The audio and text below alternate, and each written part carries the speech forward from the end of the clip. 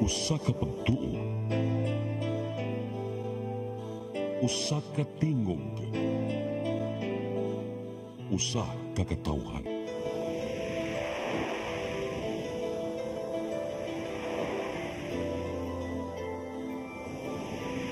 Cebu Catholic Television Network.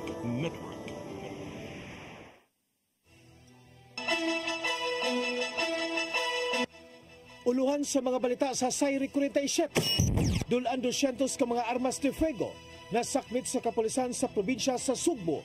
22 ni ini gisurrender sa mga opisyal sa gobyerno. 11 ka mga balay na ugdaw sa sunog sa barangay Luok, Dakbayan sa Lapu-Lapu. 5 ka mga enforcer sa LTO na nalambigit sa pagkasikop sa nagpailang mag-uuma sa lalawigan sa Bohol, gitangtang sa pwesto. 2 ka mga patayng lawas sa lalaki na palgan sa managlahing dapit sa Sugbo. Sugbo, Kabisayan ug Mindanao, Pilipinas ug katawhan kutos maabot sa tong Sibya sa tibuok kalibutan mayong hapon. Live kita karon sa CCTN Channel 47 ug kini ang tulumanon sa nagunang kasayuran nga angay natong masayran. Ako si Dennis Tabar. Tulumanon sa patas ng mga balita ug opinyon. Ako si Danica Cabalias. Kini ang Sayri 47.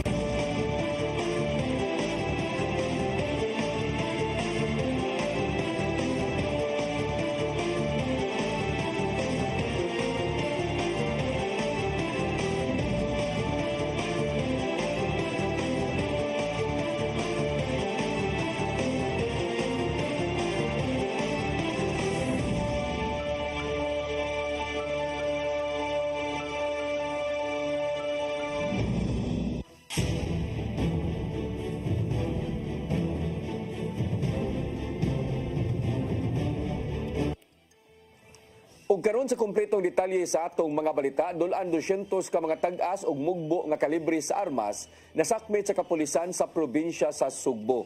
Gisurrender sa mga nagpapiling opisyal gikan sa Sugbo ang 22 ka mga armas subay na sa nakaduol nga lokal ug national election sa Mayo ning tuiga. Ang kasayuran ihatod ni Arnold Bustamante. Moabot ngadto sa 181 ka mga tag-as ug mugbo nga matang sa armas ang nasakmit sa Cebu Police Provincial Office sukad gisugdan ang ilang paghingusog sa kampanya batok loose firearms datong Disyembre 27, 2024 sa datos si pahibaw ni Police Colonel Jovito Atanasio, ang hepe sa kapulisan sa lalawigan sa Sugbo, nga nakalusan na sila og 142 ka mga operations batok sa mga armas nga walay lisensya ug ang ilang anti-criminality operations. Ang 120 ka mga armas sa sakmit kini sa mga police operations, checkpoints o sa Oplan Bulabog. 22 ang gikan sa mga elected government officials kun ego ug mga electoral candidates, samtang 39 usab ka mga tag-as ka kalibre sa armas ang gipaagi sila gabuhatan aron ipa-turnover sa Regional Learning and Doctrine Development Division. Mato ni Atanasio atol sa interview sa media, siya nagkanayon nga padayon pa ang ilang pagparawat sa mga armas dito nga mga gun holder nga naa sa kalungsuran sa probinsya nga ang ilang mga lisensya ni expire na ug gusto nga ipatago lang una sa buhatan sa kapulisan sa kalungsuran. Ang kapulisan doon listahan sa mga gun holder nga target silang Oplan katok ug kung dili kini mo sanong silang hangyo ug pag-awhag mamahimo sila nga mao'y target sa operasyon sama sa search warrant. With regards to sa mga confiscation natin, kasama na ito sa tinatawag natin na bypass, suspenses, checkpoint, labog, as part sa program ni ARPI. So, and the second one is the Oplan katok for those firearm na naging expired. Pasabot sa Atanasio nga kadto nga mga lehitimo nga mga gun holder nga ang ilang nga mga armas wala ang marehistro kun nila kini surrender, andam sila nga motabang sa dali nga pagproseso niini ngadto sa PNP. Si Police Brigadier General Rodrigo Maranan, hepe sa Police Regional Office 7, personal usab nga misusi sa mga armas, uminaig siya nga provincial director subay sa pagtuman siya nga kamanduan hingos nga kampanya batok loose firearms. Nalipay usab siya sa sanong sa mga tao nga dunay armas sila nga panawagan nga itahan kini ngadto sa kapulisan, ilabi na nga subsub na ang ilang pagpangandam sa seguridad sa eleksyon sa Mayo. Ilabi na nga dunay mga elected government officials o mga kandidato sa mabot nga eleksyon ang misalig sa mga pulis nga kasamtangan nga mahupot sila nga mga armas. Gingusgan sa Piero 7 ang maong nga kampanya nga kinahanglan nga magkuha nila ang mga armas nga naa sa gawas, ilabi na kadtong naa sa kamot sa mga kriminal aron dili kini magamit sa krimen. Siyempre tayo ay ating binibigyan ng papuri ang ating masipag official director na si Colonel Atanasio sapagkat siya ay agad na tumalima sa ating direktiba na paigtingin ang kampanya sa illegal na baril, loose firearms kung tawagin natin, sapagkat ngayong election period, talagang kailangan makuha natin at makasakamay itong mga loose firearms na to, at sa ganun maiwasan natin yung mga malalagim na mangyayari at ito hindi dapat mapunta sa kamay ng mga terrorist elements. At dahil sa accomplishment na ito ng ating Cebu Police Provincial Office sa pamumuno ni Colonel Atanasio, commendation is on the way for his people and of course to the provincial director. Usab nga gidasig ang mga City Provincial Police Office nga sundo ng gihimo sa kapulisan sa probinsya sa Sugbo nga bisa ng mga elected government officials ilang napasanong nga isurrender ang ilang mga armas ngadto sa kapulisan. Narawagan usab si Maranan sa mga Sugboanon nga dunay mga armas nga gihuptan sa lang kabalayan nga labing maayo nga isurrender lang una kini aron dili magkasugat og problema dungan sa saad nga walay kaso nga ilang atubangon. Arnold Bustamante, CCTV. Mga natalang sunog sa dakbayan sa Sugbo ning tuiga niabot og 16 milyones pesos nga gibiling danyos. Apil sa maong ihap ang mga nitumaw nga sunog ato sa pagsugod sa Fire Prevention Month. Ang kasira ni Hato Digian Navarro.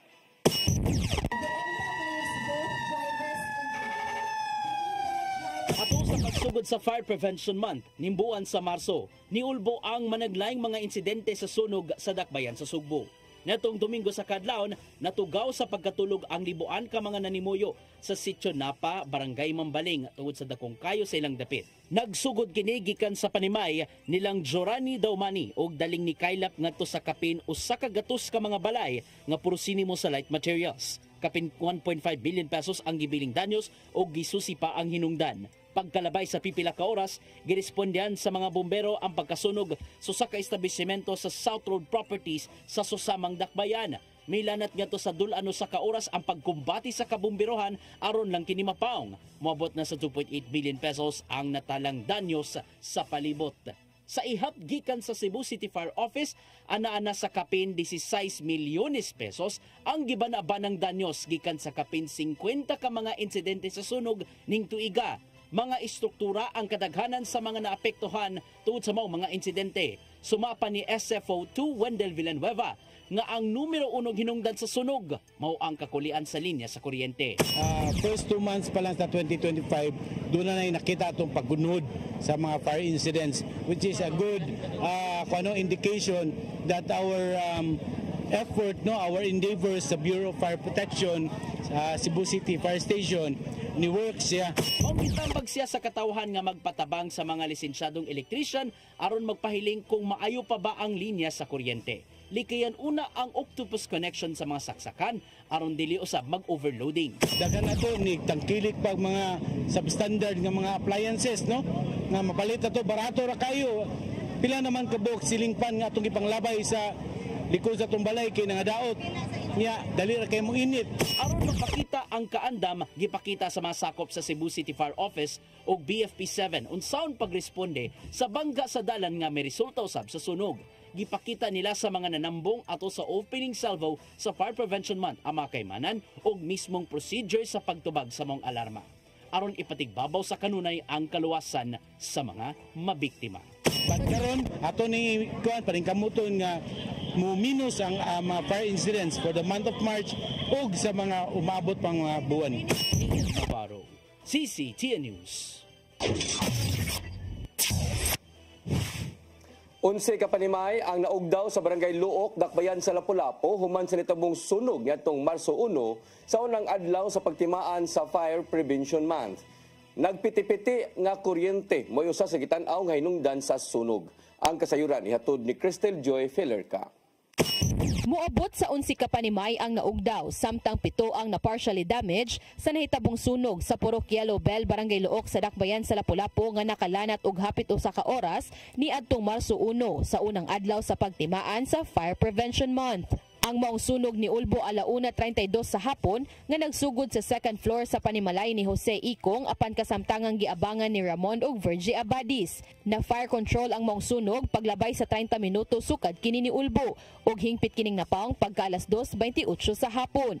Padayon pang gisubay sa Lapu-Lapu City Fire District ang hinungdan niini. Apan matod ni FO3 Jopet Ubinia, ang fire investigator, nga usa sa iyang gitanaw nga hinungdan mao ang ni-spark nga kuryente. Usa sa witness nga nakonsen tungog na pitik-pitik sa kuryente o spark ba.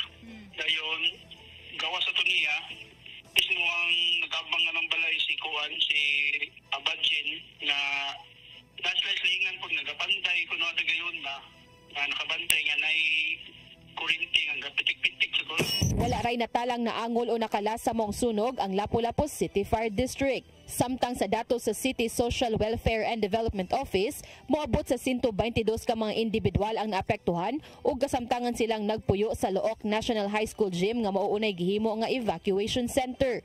Sa pag-abot sa mga biktima sa moong evacuation center, gipang-apod-apod ngadto kanila sa Lapu-Lapu City Rescue ang emergency relief assistance nga gilangkuban og mga relief food boxes ug mga non-food items. Tungod kay sagad kanila way nasalbar nga mga gamit, ang mga nasunugan adunay wishlist sa mga butang nga ilang gikinahanglan ug usa na ni ana ang mga sinina. Samtang nag-ocular inspection na kagahapong adlaw ang humanitarian unit sa CSWDO aron sa pag-validate sa mga panimay nga nasunugan tungod kay kini mo ilang basihan sa pagproseso sa financial assistance. Crystal Joy Filerca, CCTN News. Mga nasunugan sa Barangay Lahug, Dakbayan sa Sugbo, makabalik ra sa ilang dapit human sa reblocking. Apan dili gyud patukuran og balay ang nasunugang bahin sa Barangay Mambaling, human gipaubos sa danger zone. Ang kasayuran hatod ni Mary Rose Sagarino. Mipasalig si Mayor Raymond Alvin Garcia nga makabalik ra og tukod ang mga apektadong residente sa sunog nga nitumaw sa sitio San Vicente, Barangay Lahug, Dakbayan sa Sugbo. Nakigsabot si Garcia kang Gobernador Gwendolyn Garcia bahin sa gidangatan sa maong luna diin gipanag-iyahan kini sa Kapitolyo. Ipatuman sa city government ang reblocking o pagbahin-bahin sa luna nga nasunugan diin kinahanglang patas ang gidakon sa iyang luna. Padayunon usab ang pag-abag sa city government ngadto sa mga nasunugan. Apil na ang pagproseso sa ilahang madawat nga financial assistance. When we're giving them, if your house is totally or partially burned, then we give them 20,000 pesos. Plus, based on the ordinance, plus we give them a housing materials. And then, well, amo sa nitanaon sila kay some of them might really be, most of them might not be from here. Apan nahukman ni Garcia nga dili una tukuran og bay ang sitio Badyawan, Barangay Mambaling sa susamang Dakbayan. Sa kasamtangan, gihikling una sa giandam nga evacuation center ang dulan usa ka libo ka mga residente nga apektado sa sunog. Mipasalig usab siya nga adunay ipahimuta nga relocation site ngadto sa mga apektadong pamilya. Sanglit ipaubos man sa danger zone ang dapit. I am hopeful that by this month, we can already find the suitable area for them to locate and makatransfer na sila. But in the meantime, dili na gid ta mo sugot nga pabalikon sila. That's a no-bid zone and that is also a danger zone, it being daplin sa dagat. Gitun-an sa city government ang posibilidad na ipaubos sa state of calamity ang nasunugang dapit. Kini aron maandam na ang pondong gamiton aron matabangan ang mga nasunugan, ilabi na sa pagpatukod sa ilang bay. Mary Rose Sagarino, CCTN News. Bahin sa southbound lane sa GP Rizal Street, Dakbayan sa Mandaue, kasamtangang gisirad-an alang sa pagpatuman sa Drainage Development Project. Gipaninguha nga mahuman kini sud lang sa usa ka buwan. Ang kasayuran ihatod pagbalik ni Mary Rose Sagarino. Temporaryong siradaan ang eskina sa Consuelo Village bahin sa JP Rizal Street sa Barangay Basak sa Mandaue sugod ug mga adlaw. Kinialang sa pagpatuman sa third phase sa drainage project. Samtang sirado ang bahin sa Picas Lane, ang katunga sa northbound lane mao'y gamiton sa pag-accommodate sa mga sakyanan nga paingon sa habagatang bahin. Gitambagar ang mga motorista nga moagi og alternatibong mga ruta. Kadtong mobiyahe gikan sa norte paingon sa Cebu City, mahimong muliko sa tuo sa H. Abellana Street dayon sa B. Sueco Street. Sa laing Bahin ang mga sakyanan sa H. Abiliana Street paingon sa Mandawi City o Cebu City. Mahimong moagi sa DS Hueco Street liko sa wala sa B. Hueco Street. Ang pangu sa Traffic Department na nawagan sa mga motorista og pagsabot o pagpataas sa ilang pasensya. Mangayo tagdispensa kay kinahanglan na natong i-implement para ni siya sa kanang pagsulbad no sa ato ang mga baha. Matud ni Rituya nga kinahanglan ang pagpatuman sa proyekto aron makonektar ang duha ka drainage line. Giparinguha nga mahuman ang proyekto sud sa usa ka buwan. Kubkubon ang usa ka lane aron mabutangan og culvert og makonektar ang matag pikas nga drainage system. Pero the contractor promised nga kanang ilang paninguhaon nga makuha ni siya, mahuman ni siya within a month period. Kay they will be working 7 a.m. to 9 p.m. from Mondays to Saturdays para lang yun mahuman ang dili malangay. Dugang mga traffic enforcer ang ipakatap sa lugar aron paggiya sa mga motorista. Mary Rose Sagarino, CCTN News.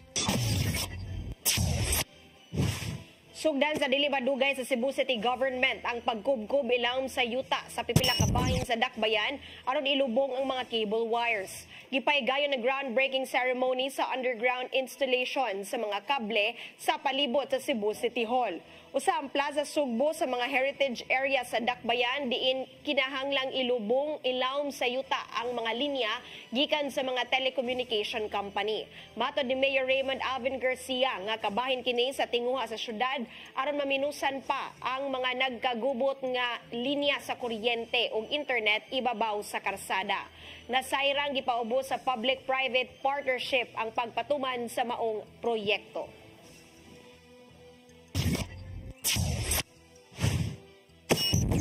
Mosunod, 5 ka mga enforcer sa LTO nga nalambigit sa pagkasikop sa nagpailang mag-uuma sa lalawigan sa Bohol, gitangtang sa pwesto. Kana og daghan pa mga balita sa pagbalik sa Sayri 47.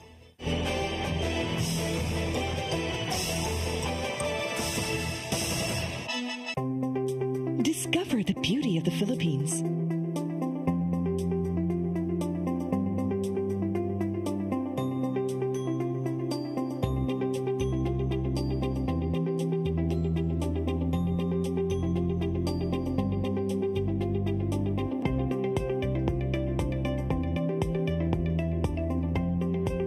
With Philippine Airlines, the country's flag carrier.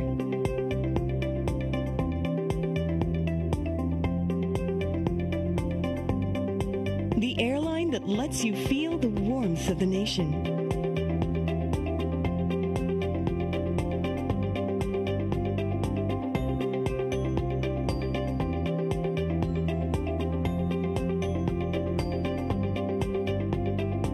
Mabuhay!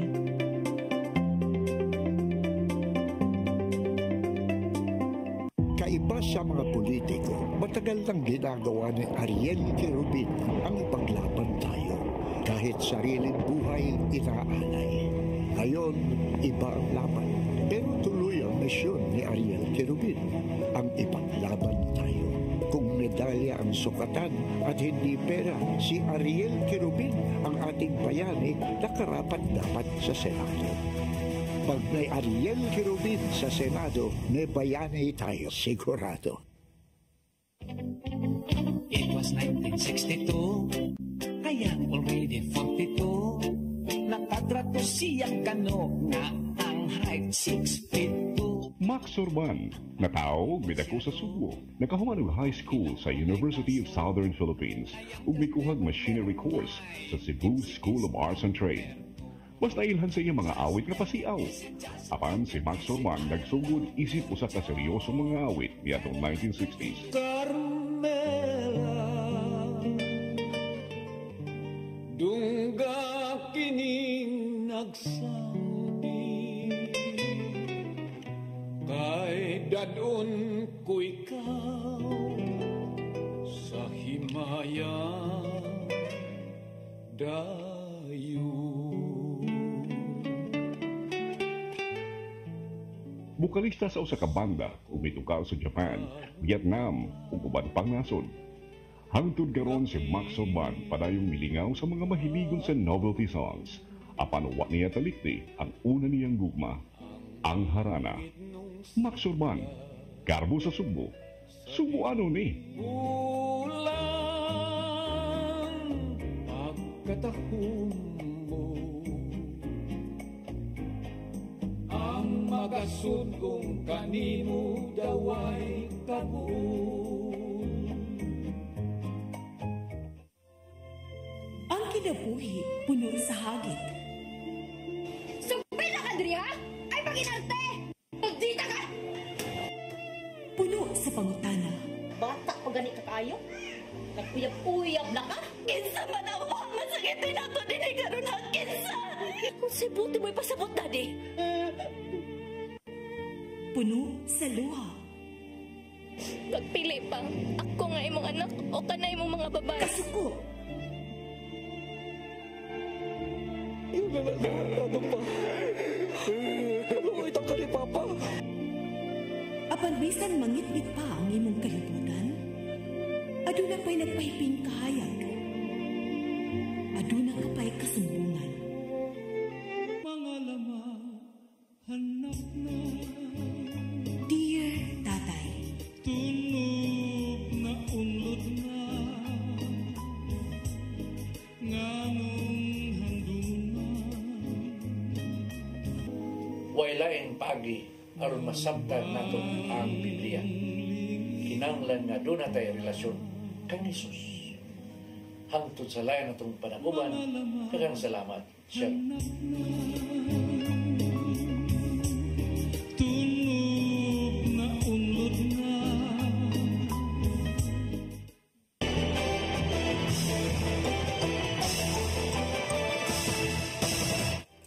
Balik sa atong mga balita, 5 ka mga enforcers sa Land Transportation Office kung LTO nga nalambigit sa pagkasikop sa nagpailang mag-uuma sa lalawigan sa Bohol, gitangtang nasa serbisyo. Ginuso nila ang kabag-uhan sa mga pamaagi sa pagbadlong ngadto sa mga traffic violators sa karsada aron dili na masubli pa ang maong tensyon. Ang kasayuran ihatod ni Gian Navarro. Gikumpirmar ni Department of Transportation Secretary Vince Dizon nga gitangtang na sa pwesto ang 5 ka mga enforcers sa Land Transportation Office. Sila katong nalambigit sa pagkasikop sa nagpailang mag-uuma nga si Erifredo Velasco niadtong Biyernes sa Barangay Tawala, Panglao, Bohol. Wala nakaangay ang publiko sa nimong pagsikop kang Velasco. Pinaagi sa citizen's arrest human siya nakuhaan og kutsilyo ato sa checkpoint. Nakaangkon og bunog sa lawas si Velasco ug nagpaalim pa karon sa tambalanan. Sumapa ni Dizon nga resulta kini sa nimong investigasyon sa diyang nagpadala na sila og kadagkuan sa LTO didto sa Bohol. Hindi na po natin kinonsulta ko na po si Asik Tigor, si Asik Jojo, si Yusik Mon. Hindi na po natin kailangan patagalin pa to. Based on the information gathered by Assistant Secretary Jojo Reyes, we are now making that very clear announcement. Nasunta sa Panglao Police Station nga kalit lang naninghag si Velasco sa LTO enforcers sa pasangil nga giingong mga kabus lang ang gipangdakop sa LTO. Aron dili na masubli ang panghitabo, niumo lang DOTR ug LTO ug task force alang sa pagsubay ug pagbag-unosab sa kasamtangang protocols bahin sa pagsikop sa traffic violator. Kinahanglang ipaubos sa mandatory retraining ang tanang mga enforcers bahin sa gidusong kabag-uhan kini aron masiguro ang kaluwasan sa isig kahabig ug mapatunhay ang tawhanong pagbadlong sa mga nagmalapason. This is an eye-opener for us. Hindi natin lahat ng mga enforcers, but definitely we have had and we are ongoing investigations with some of our enforcers. In line with the instruction of the Secretary, I've already instructed our law enforcement service to review our protocols when it comes to apprehension. Ilalabas po namin yan within this week. Marami po tayo laging nakikita ng mga kapatid natin, ng mga kababayan natin na nagmumotorsiklo na laging pinapara at tinatabi ng mga law enforcers sa daan. Lagi ko po, halos araw-araw po pag ako'y bumabiyahe, nakikita ko po na pinapara sila at sila'y ina-apprehend ng mga iba't ibang law enforcement agencies. Oman sa mga kalit ka panghitabo, nangayong dispensa si LTO 7 Director Glenn Galario. Gitataw nila nga resulta kini sa giingong pagka-arogante ni Velasco ngadto sa mga tinugyanan. Nagdumili una sa pagpa-interview sa media si Galario nunot sa nagpadayong investigasyon. Apil sa mga nasagmuyo niya ng panahuna, si Bohol Governor Erico Aris Aumentado sa maong viral video. In fact, nasa video na gahanan pagtunggap sa usa ka task force na kaong tiguang itaw na mo'y lang si tabangan. So, wako na iuyon sa lang dibuhat. Gian Navarro, CCTN News. Gibalik sa hepe sa Cebu City Police Office ang Theft and Robbery Section og Homicide aron motutok sa mga kaso sa patay o tulis sa syudad. Kini aron usab dili na mabugatan ang mga police station sa pagsulbad sa mga dagkong krimen. Mato ni CCPO Director Police Colonel Enrico Figueroa nga ang pagbalik sa duha ka mga unit subay sa kamanduan ni Police Regional Office 7 Director Brigadier General Redrico Maranan. Apan may pasabot si Figueroa nga kun ang usa ka insidente sa kawat o lungkab o kahapagpanulis nga musobra sa 500,000 pesos. Ang TRS na ang muhawid sa kaso o kunubos niini ang police station na ang musulbad sa kaso. Tingwa sa PRO 7 Director nga iyang ibalik ang naandan nga pamaagi sa pagpamulis nga alang niya epektibo sa pagsulbad sa dagkong krimen. Pango sa PRO 7 may apel sa Uplan Bulabog sa mga suok nga dapit sa Barangay Ermita ug gisud aron pagpatuman sa tanang ordinansa sa syudad sa Sugbo. Atol sa maong operasyon dunay naatlan nga nagdaog drugas ug armas. Ang kasayuran ihatod ni Arnold Bustamante. Hepe sa Police Regional Office 7 nga si Police Brigadier General Redrico Maranan miapil sa gihimong one-time big-time Uplan Bulabog sa Cebu City Police Office niadto nga Biyernes sa gabi sa tibok Barangay Ermita ug sa mga barangay nga taas ang krimen nga gipanguluhan ni Police Colonel Enrico Figueroa. Gisulod ni Maranan ang mga gagmay nga mga dalan sugod sa alas 10 sa gabi sa sitio Bato Ermita hangtod na sa poblasyon sa barangay dindo na sila gipangsita. Ilabi na kadto nga mga tawo nga naapa sa gawas nga nakalapas sa ordinansa. Usa sa mga nasita ang usa ka lalaki nga gituhaang mipalit og illegal nga drugas ug sidang girikisa nakuhaan kining tulo ka pakete sa gituang shabu samtang laing lalaki ang nakuhaan usab og usa ka kalibre 22 nga pistola ug mga bala nini. Mato ni Figueroa nga kapin sa 400 ka mga police personnel. Wala pay labot nini ang mga force multipliers ang misalmot sa OTBT o Plan Bulabog. Gituyo nila nga Biyernes sa gabi gihimo ang dungan nga operasyon tungod kay mao kini ang panahon nga daghan ang maglingaw-lingaw tungod kay tingsweldo usab. Tanang ordinansa ang gipatuman sa kapulisan sa Dakpen Sugbo lagip na sa mga barangay tanod, Prevention Restoration Order Beautification Enhancement Control Team, Cebu City Environmental Sanitation Enforcement Team, CESET, Cebu City Transportation Office ug Markets Operation Division MOD. Lagip na ang mga barangay official sa Barangay Ermita nga miduyog sa pagsuot sa sununong bahin sa mga sitio. Dunay 5 ka team ang giumol ni Figueroa ug sa matag team gibahin niya kini sa tag-upat ka sektor aron magbanos-banos kini sa pagrubing sa mga suok nga bahin sa mga barangay sa Ermita. This is our one of our campaign against criminality. Itong ating one-time big-time Bulabog is one of our best practices dito sa Cebu City. Aside from dun sa ating ginagawang regular Bulabog, ito po ay gagawin natin ng madalas at itatarget lang natin yung mga location kung saan may krimen na nagaganap ang mga mas mataas ng krimen. Tatargetin natin ang 4 na location na buhos ang ating personnel, buhos ang ating resources at gagawin natin yan palagi. Ang personel sa CCPO gimanduan nga mosalmot sa dungan nga OTBT Bulabog. Lagip na ang mga barangay aron dako aga makover sa area. Tungod nini gidayeg ni Maranan ang gihimo sa kapulisan sa syudad sa Sugbo. Kinaro masumpo ang krimen panahon sa kagabion ug mahipos ang mga badlungon sa katilingban. Mato niya nga iya kining gipaabot sa ubang nga mga city o provincial police office nga mohimo usab sa susamang kalihukan. Gumikan kay iyang nakita nga epektibo kini sa pagpugong sa usa ka krimen. Well, itong programa ni CD na Uplan Bulabog ay isa ito sa ating sinusuportahang anti-crime efforts. Ang sistema nito ay ating papatrolyahan ng maraming pulis, katuwang natin ang ating mga barangay, patrolyahan natin yung mga areas of concern natin, at nasa ganon mapigil natin yung krimen at yung mga kabataan, yung mga minor na gumagala pa sa 10 oras ng gabi ay ating ma-rescue at nasa ganon hindi sila maging biktima ng krimen at hindi rin sila matempt na gumawa pa ng kung anong. Ilugang ni Maranan nga epektibo ang Uplan Bulabog sa ilang pagpangandam sa nasigabot nga local ug national election sa Mayo 12, 2025. Arnold Bustamante, CCTN. Gibutyag sa National Nutrition Council 7 nga nikunhod ang gidaganon sa mga batang naghuwang sa nutrisyon sa Central Visayas ni atong tuig 2024. Silang 2024 Operation Timbang Plus ni minus ngadto sa 6.7% o kapin 38,000 ka mga bata ang nagkaputot na kun stunting. Mas ubos kini itande sa 7.2% o kapin 47,000 ka mga bata nga naay stunting ni atong 2023. Samtang niabot na sa kapin 7,000 ka mga bata kun 1.3% ang nagniwang kun wasting sa miaging tuig. Gihangop kini ni NNC 7 Regional Program Coordinator Dr. Parolita Mission tungod sa inisyatiba tali sa mga hingtungdang ahensya, LGU ug katawhan.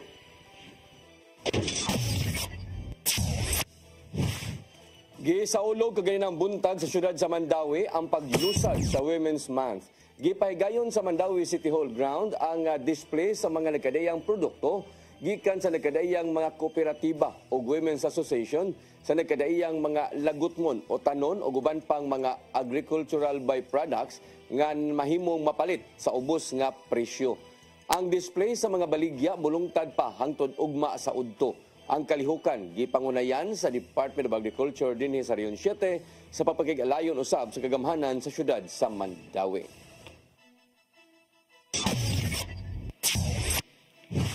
Human sa kapinusa ka tuig gikan sa paglusad sa clock tower sa syudad sa Mandawi kilid sa City Hall, nabantayan nga nadaot na kini ug nangapaksit ang gigamit nga plywood. Ang syudad adunay pagpasabot bahin sa gihimong lakang. Ang kasayuran ni hatod ni Mary Rose Sagarino.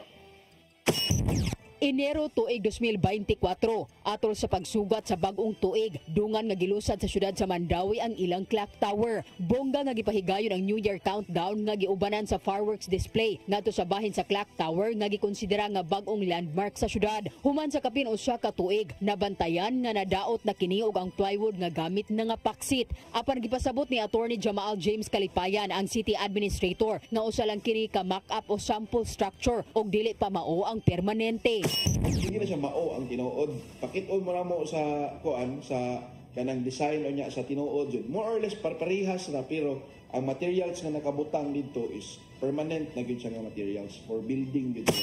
Ang construction sa permanente nga clock tower gitarget nga masugdan karong buwana. Lahi sa kasamtangan nga sample structure, ang permanente mas taas ug mas dako. Ang construction na award ni adto pang Oktubre miaging tuig apan tungod sa paghimo sa Christmas decorations na langay kini. Gihangyo lang sa ako so gisuspend. Now ako tunggingan ang supplier contractor nga in the event nga mo demolish na ko, mukuha na ko sa mga decors, that will be the time nga mo left ko, then ako na silang gihangyo nga pwede na sila kapadayon. Alang kang Vice Mayor ni Risa Son Ruiz nga pag-usik-usik sa pondo ang paghimo og sample ug angay matud pa nga gidiretso na lang sa paghimo sa permanente. Gikwestiyon usab ni Son Ruiz nganong wala giklaro ato sa paglusad ni atong Enero nga sample lang di ay una ang clock tower. Wa mo gina nila tarong nga explain ang costing ana. So it's high time that they should be transparent on their kani mga gastuhan sa Mandawi. Karon nga naukal na ning clock tower, karon na sila musuti nga mock-up di ay. Sobra tuig na di nagbarog, wa gyud na nila ang kuna. Karon nga naukal na daghan na kapangutana, karon pa sa sila musuti nga dili na di ay tinuod, di pa na ang fake na siya, di pa na ang tinuod, ila pang pabarog. Gilimod sa syudad ang aligasyon nga nagkantidad og 44 milyones pesos ang clock tower. Giklaro ni Kalipayan nga ang 44 milyones pesos mao kinatibuk ang gigahin alang sa beautification program sa Dakbayan sa public parks, open and green spaces. Mary Rose Sagarino, CCTN News.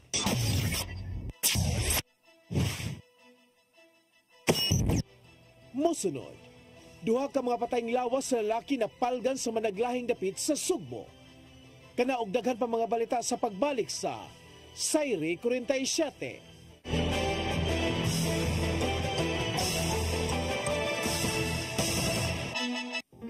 I am the God that healeth thee. I am the Lord, your healer. I sent my word and healed your disease. I am the Lord.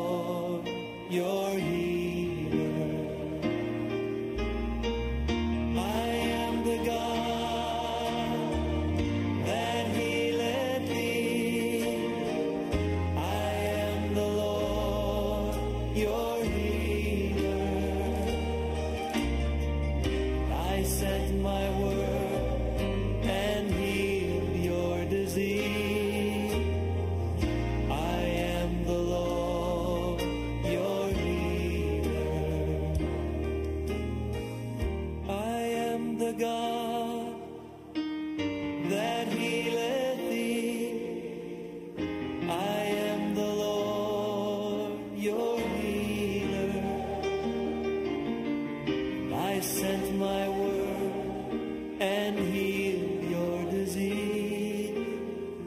I am the Lord, your healer. I am the God that healeth thee. I am the Lord, your healer.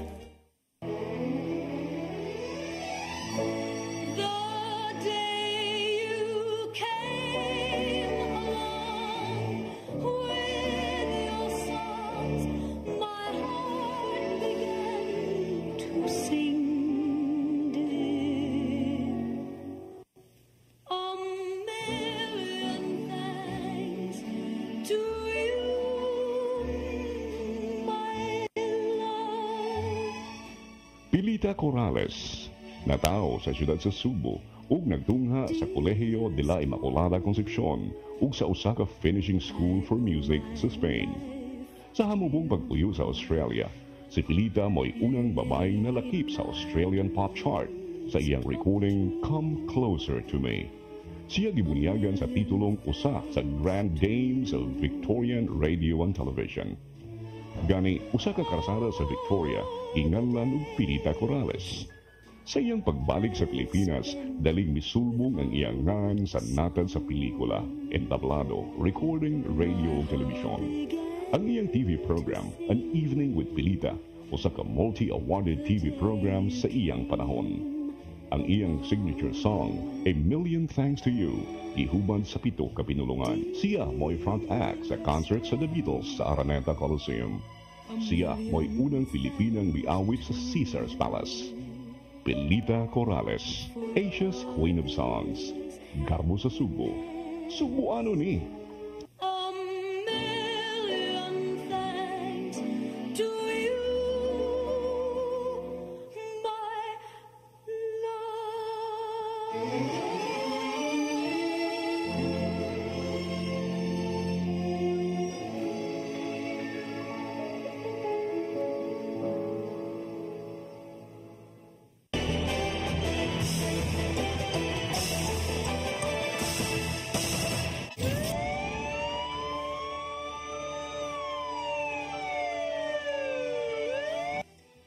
Balik sa atong mga balita, lalaki nga dunay samad pinusilan sa ulo napalgang patay sa bakanting luna sa barangay Basak, Dakbayan sa Lapu-Lapu kagabi. Nagpadayon pa ang investigasyon sa insidente tungod kay matud pa mga nagpuyo sa maong dapit way nadungog nga pagbuto sa armas. Ang kasayuran ihatod ni Cristel Joy Filerca. Napalgang patay ang usa ka lalaki sa usa ka bakanting luna sa barangay Basak, Lapu-Lapu City nga gianan padung sa St. Michael Village sa barangay Pahak alas 7:50 kagabi. Ang maong lalaki gibanabana sa kapulisan sa Lapu-Lapu nga nagpanuigon og 40 anyos. Sa gipalawman nga investigasyon nasuta nga nagpuyo kini sa Danau City. Matod ni Police Lieutenant Colonel Christian Torres, ang spokesperson sa Lapu-Lapu City Police Office, nga samtang nagpahigayon og Comelec checkpoint ang kapulisan ngadto sa rotonda sa barangay Pahak, nakadawat sila og report kabahin sa napalgang patayng lawas. Tungod kay 50 metros lang ang gilayon sa mga kapulisan sa naasoing dapit, dali silang nakaresponde. Nakita nilang may samad pinusilan sa ulo ang biktima ug base sa ilang assessment, bag-o pa lang nahitabo ang maong krimen sukad kini narespondihan. Apan base sa mga nagpuyo duol sa maong dapit, wa sila'y nadunggan nga mga pagbuto. Usa ka cellphone ang na-recover sa crime scene ug samtang nagpadayon ang investigasyon, adunay nitawag sa maong cellphone ug gikatingaladan sa kapulisan ang pangutana sa babaeng nanawag. Sa dudong may kuan ganun makaibaw na yun to itong nanawag minutes pa lang man kikas pag itabo responde man sila kay checkpoint lagi nga may password paghihapon sa pagkaroon kung sidiring wakon tako kasi tagiya sa cellphone nga may password doon na siya yung screen nga dili ka ka-open pero may nanawag na ito'y gisubay kung sa investigador ganun kisa yung gitawagan kinsa tong cellphone kung sa biktima ba possible sa mga suspect. Ang nanawag sa mong cellphone mo ay nagpahibaw sa pamilya sa biktima, hinungdan nga nakakuha og dugang impormasyon ang kapulisan kabahin sa maong lalaki. Sa pagkakaron, padayon pang gipalawman sa kapulisan ang investigasyon, ilabi na nga way nakakita ato sa pagkahitabo ug wa usab makita sa mga CCTV nga ilang gipangsubay. Apan aduna na sila'y gitan-aw nga tulo ka mga persons of interest. Mura siya, actually, mura siya gagamit yung silencer o unsa ba? Basta, kuha nila, mura, hinay lagi ko nung kayo, walang sila mag-lahog. So, katong una nga naka-report is, nasugatan tong yung tulo ka mga lalaki. Kaya padung sa tisun, ako nakita na niya dito, itong kabuyod nila ako. Isa po lang sa itong mga person of interest na kanila na karon na gikan dito possible, nagkuyog to sila dito upat, din katong mga lugar medyo mingaw, wakay mangagi, dito na dito bang women. Wa pa masuta kung anong naabot sa dakbayan sa Lapu-Lapu ang biktima apan usa sa gitanaw nga anggulo sa kapulisan kung may kalambigitan ba sa illegal nga drogas ang nahitabong pagpamusil. Crystal Joy Felerca, CCTN News. Samtang laing usa ka patayng lawas sa lalaki ang napalgan nga naglutaw-lutaw sa kadagatan sa Barangay Bato sa syudad sa Toledo, Cebu niadtong Sabado. Gila ang biktima nga si Neil Ayan Talisik, 30 anyos, taga-Anunang Sur sa Dakbayan sa Bugo. Kinsa usa ka semana nga nawala. Ang kapulisan sa Dakbayan sa Toledo niingon duha ka mananagat ang nakakita sa lawas ni Talisik niadtong Sabado samtang nanagat sila sa palibot sa Barangay Bato. Sa investigasyon nasayran nga si Talisik katapusang nakitaan nga buhi sa iyang panimalay niadtong Pebrero 22. Gikatahong nananghid kini sa iyang kapuyo aron managat sa kadagatan sa lungsod sa San Remigio. Apan niadtong Sabado wala na siya mopauli. Hinungdan nga nangayo og tabang ang kapuyo sa kapulisan sa San Remigio. Usa ka search and rescue operation ang gilusad niadtong Pebrero 23. Apan nahunong tungod sa dagkong mga bawd. Wala na gipaubos sa ventilation si Pope Francis suman nga nagpabiling maayo ang kahimtang sa iyang nga panglawas. Sumapa sa iyang buhatan sa Vatican City nga dili na kinahanglanon pa sa 88 anyos nga opisyal ang paggamit og mechanical ventilation aron makaginhawa. Gigamitan na lang og gamay nga hose sa iyang ilong si Pope Francis aron makapadayon sa pagginhawa gamit ang oxygen. Kapin sa duha ka semana nga naa sa tambalanan sa Roma ang Santo Papa tungod sa double pneumonia. Gihangop o gipasalamatan ni Pope Francis ang mga nag-ampo o nagpadangat og mensahe alang sa hingpit niyang kaayuhan.